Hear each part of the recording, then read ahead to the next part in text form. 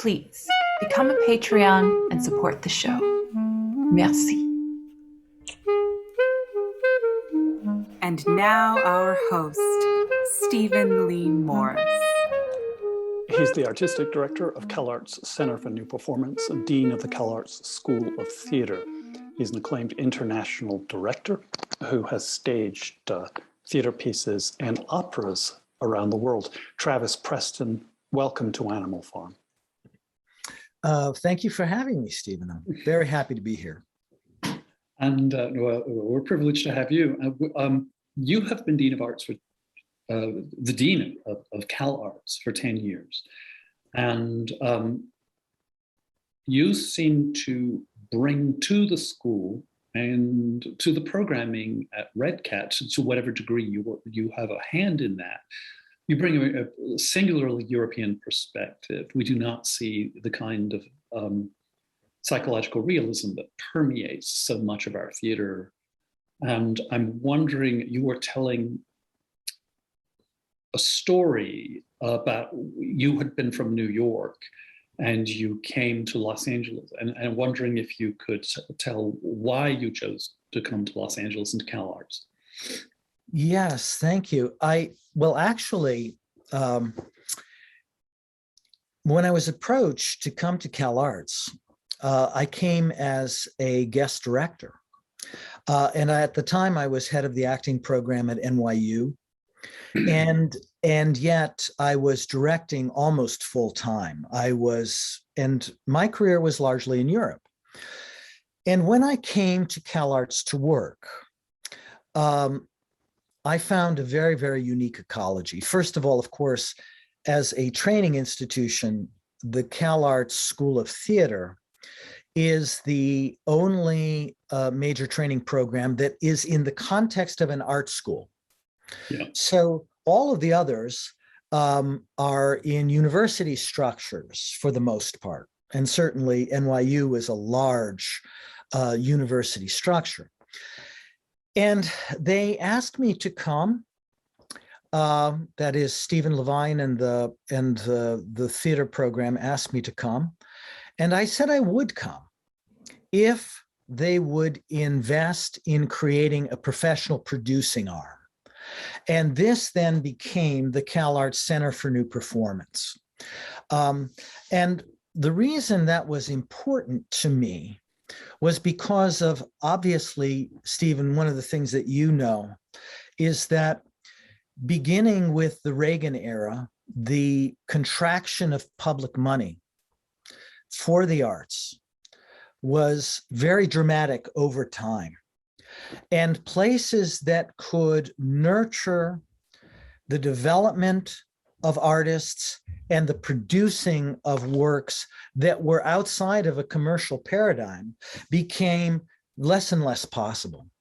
Yeah. So very much we felt that it was important to create a place that would be reflective of CalArts' legacy of experimentation, and yet was we say professional producing but that's a little bit, Center for New Performance is a little bit like an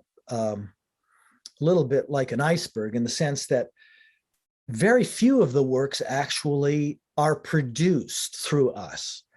Many of the works seek to nurture artists who are really experimenting with things. And so when I came to Los Angeles to work, I realized that there was an environment that actually reminded me more of New York when I moved to it in 1979, 1980. Yeah. That was, first of all, there was an enormous amount of interdisciplinary activity. Yeah. It was expanding the performance landscape into arenas that were removed from a kind of naturalistic drama. And additionally, there was an exciting opportunity. And this was the relationship to a geopolitical shift toward Asia and Latin America. And that was most profoundly felt here. And that has been an exciting driver for our work ever since. I will say that we are dedicated I think at CalArts and at the Center for New Performance, certainly, to liberate the artist. And to liberate the artist to engage things that they may only be vaguely aware of, and that may not be always supported by the larger culture. Could I ask a quasi-rude question, and that's to liberate them from what? Well, I think that the commercial paradigm has become very powerful in the United States since 1980. Mm-hmm. And if we were to look at the graph of public funding, it kind of goes like this. Whereas when I graduated from the Yale School of Drama, the first thing that happened to me, Stephen, was I got an NEA grant that was enough for me to live on for a year. And similarly, the financial pressures for an artist are considerably graver than they were when I emerged as an artist. I lived in New York. I might add, I lived in New York. I didn't have a job. And it was possible. And I might add, I lived on West 13th Street between 6th and 7th, which today is really only populated by hedge fund magnates. And so all of when I say liberate, I believe that there are certain habitual practices determined by efficiencies. And those efficiencies are primarily economic efficiencies. So, for example, when we develop a piece, it often takes a very, very long time. We do multiple workshops of that work. We're doing a project by Octavio Solis that is actually unique for us because it is a play that Octavio wrote. And we've had now 4 workshops of that piece, and we will be mounting it in Red Cat in September.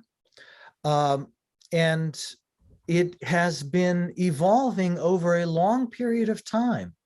And that evolution really would be very, very difficult within most circumstances of the American theater, simply for financial reasons. So yes. That's one form of liberation. The other form of liberation, I think, is really that there is, and it relates to the difference between the art school context and the larger university context. Universities, and this was true at Yale, it was true at NYU, it was true at Harvard, where I was together with Bob Brustein for the founding of the American Repertory Theater. Universities really prize things that can be rationally explained. They like things to be articulated effectively. But some of the most exciting impulses that artists can have are often in their inception very, very difficult to articulate. And those impulses are things that we seek to nurture.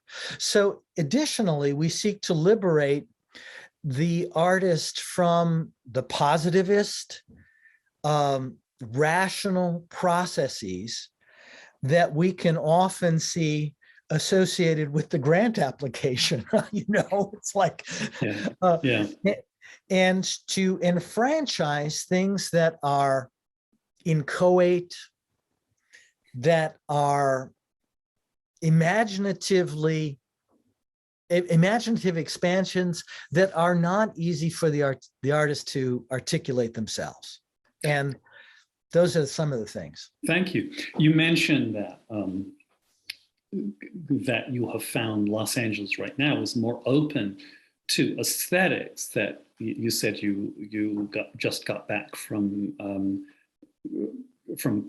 Paris, Germany, and Poland, I think are the 3 countries you mentioned. And at the same time, I was in Kosovo, and I think we were looking at plays that had an aesthetic, for the most part, that's wildly different from the plays seen on the American regional theatre stages, or for that matter, the British stages. There were UK writers and critics in Kosovo breathing in this theater like fresh air, and they're saying, I don't know if they used the word liberated, but they said, oh, it's to be free of British literalism, which is kind of what you're addressing. And I'm just wondering, New York, you said, has gone back, does not have that kind of spirit of experimental and the celebration of the incoherent that you just articulated anymore since, and you said it's been sliding since 1980. First, did you say that? I just want to verify, not put words in your mouth. And second, what are the reasons for that? Are they similar? Do they have to do with financial expedience? I think there's similar challenges. It's just that in the New York landscape, as I observe it now, because, it's been some time since I've lived in New York, though indeed I'll be traveling there in a bit.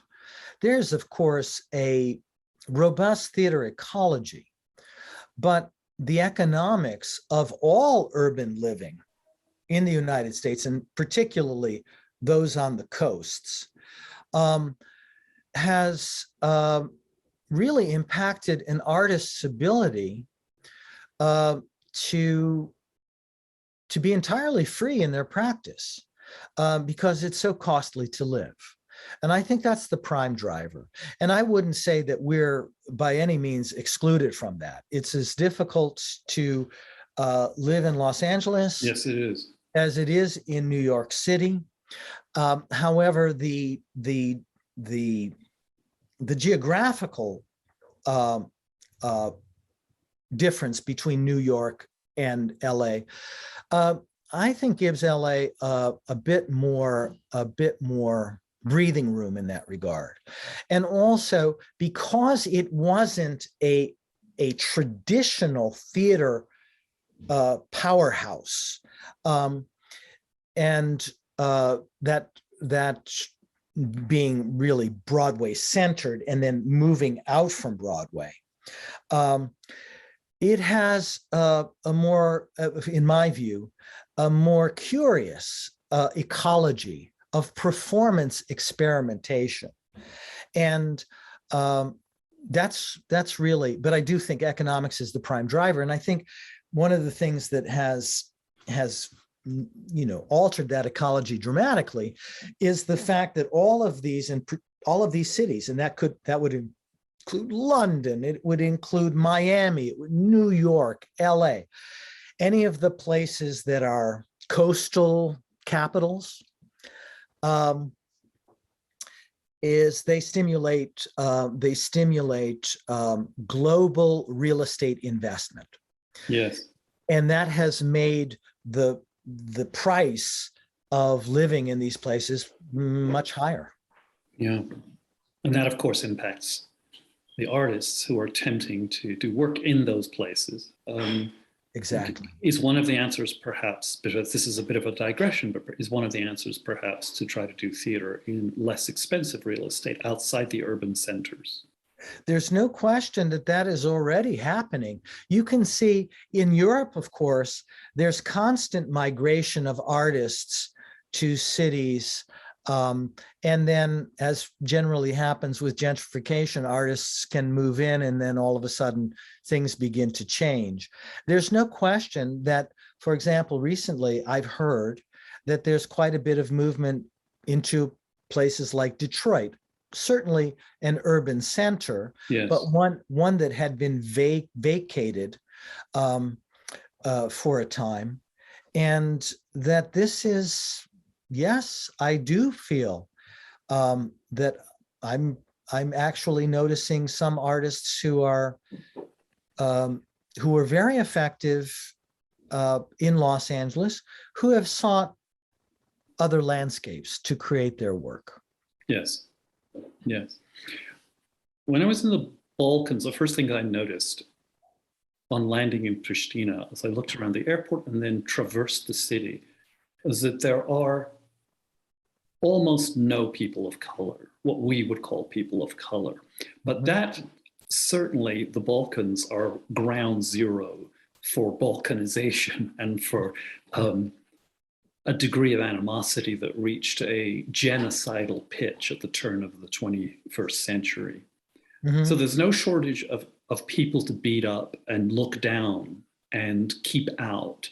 And there, of course, in Kosovo, there are the ethnic Albanians who are predominantly Muslim next door to the Serbians and Croatians who are predominantly Christian. So there it's a theological war, and that's their issue. And if it were, in a weird way, the debates and the way they're grappling with this in plays and in conversations is strikingly similar to the way in the United States and in Britain and in Germany they're dealing with the racial tensions. It's still tribes, no matter how you look at it. And the politics of resentment for the people who have been kept out for whatever reasons, for either ethnic or theological reasons, or perhaps just cultural indifference. It's hard to pin it.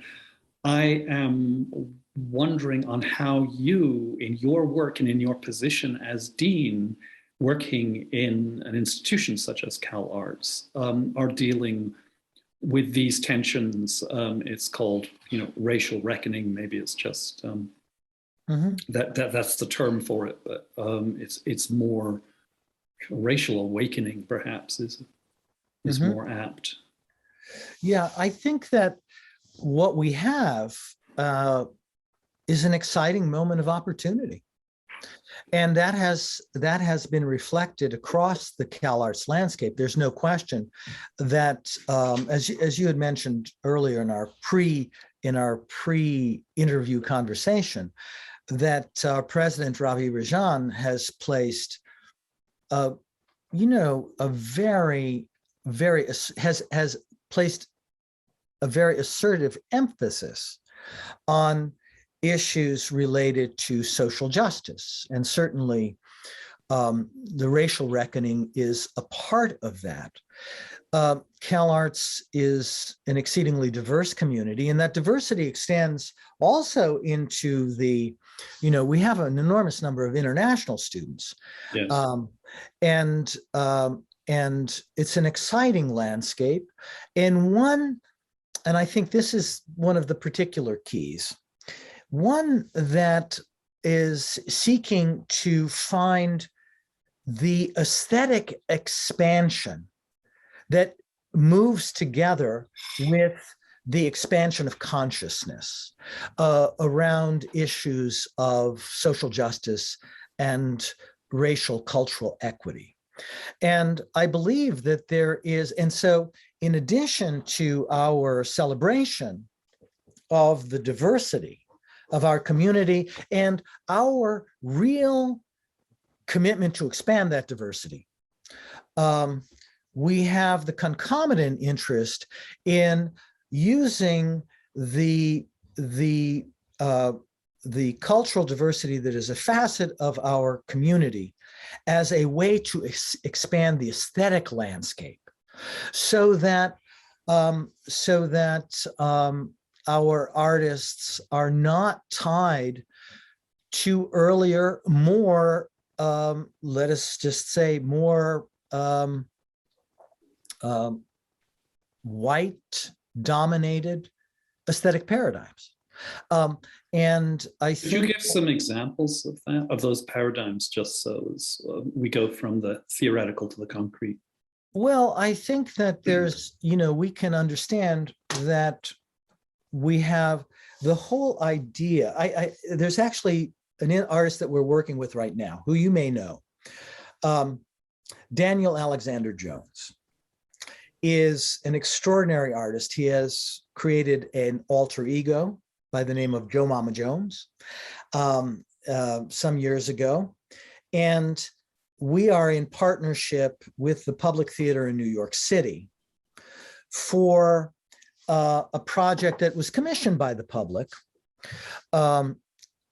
called Alter. And there's Alter number 1 is what we are working on. And what Daniel is doing, the premise, is that there is a tradition of altar creation within a multiplicity of cultures, Caribbean culture, certainly, in African culture, this kind of creation of altars. And this is a thing that, as the altar is a communal creation on the one hand. And this has been translated by Daniel into a performative context. And now, of course, please understand that the pandemic has slowed us down a little bit with respect to this. But a feeble excuse, Travis, a feeble excuse. In fact, what it meant was that we are have transited in the near term to an online experience that had to do with the release of these salutations, so to speak, but with a preparation for an in-person experience that I think would be extremely different than a conventional theatrical experience.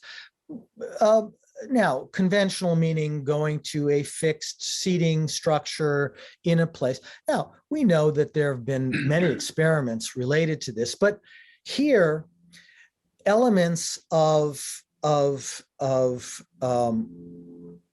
let's say, religious practice that isn't that is more related to African and Afrocentric practices is really the core of creation for the whole experience. And I would say that that's one of the things that's really exciting to me about this period, that this is an opening to another kind of experience. And I hope, Stephen, that we're able to present that. You know, obviously, as you know, from your recent trip to Eastern Europe, where the Europeans are going through another wave of the pandemic. We can only hope that we can kind of slide by there. I hope that by next fall, we'll be able to be in a more regularized situation where we can be a little bit more adventurous with the relationship of the audience to the event. And that has been central to Daniel's planning of this piece. And so I'm excited by that. Thank you. That's very interesting. I'm still going to return to the question just for point of clarification. I think you're very clear about the impulses that Daniel is following, and they're almost as much ritualistic as they are dramaturgical. You referred to white theater paradigms, and the closest I could get to that is a fixed theater with seats in theater. Is it beyond that? Is it a kind of play? I just want to know. I want to hear it from you. What people are breaking away from, and what your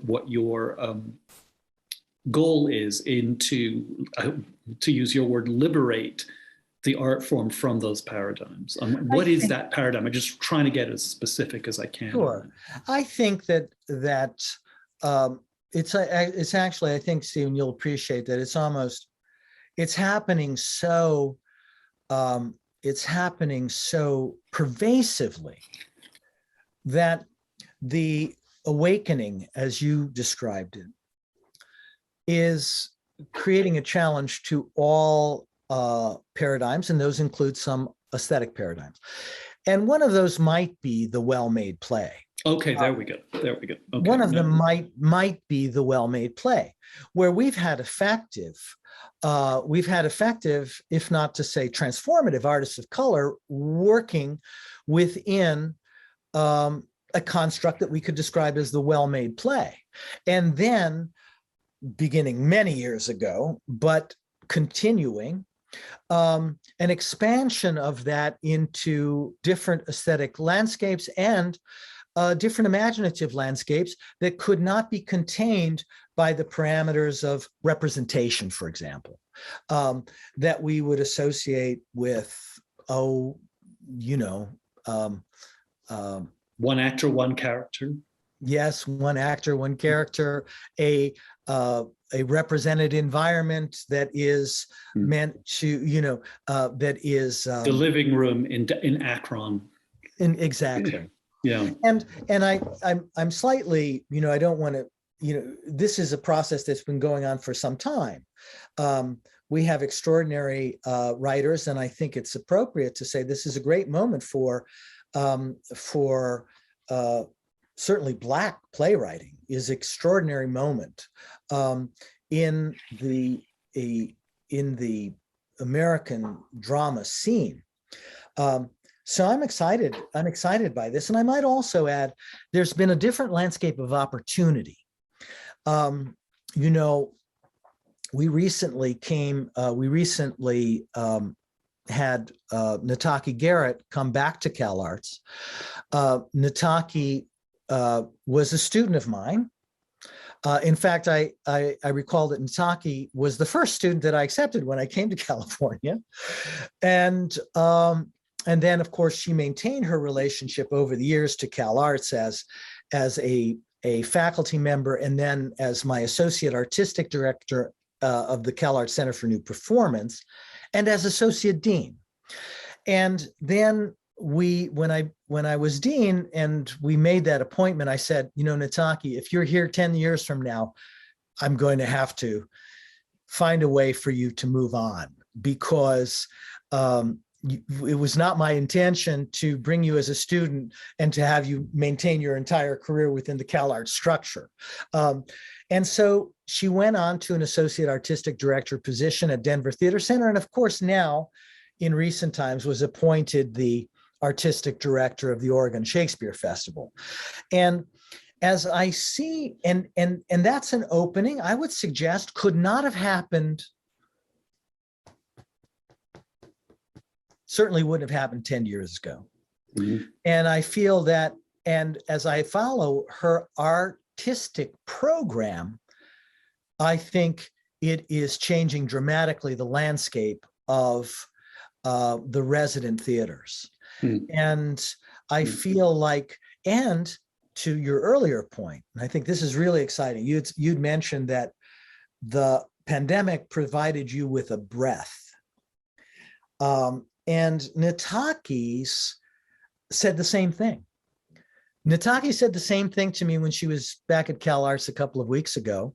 She said, the pause provided by the pandemic gave her the respite to reconsider what she needed to do, because otherwise she's just got to get just butts in seats, right? You know, I mean, it's a massive theater operation that she has to fuel. So I'm very excited by what's happening there. So in addition to the transformation that is occurring within the aesthetic arena, the increased opportunity for artists of color within the actual management and artistic structures of theaters is having transformative power. Mm. Thank you. Travis Preston, thank you so much for joining us. I'm so pleased. It's great to see you again. And I look forward to seeing you again sooner rather than later. Right. Perhaps in an actual theater venue. Wouldn't that be something? Wouldn't that be amazing? I look forward to it, Steve. Next week, we're joined by Darantina Basha, one of just a handful of women playwrights emerging from the Balkans.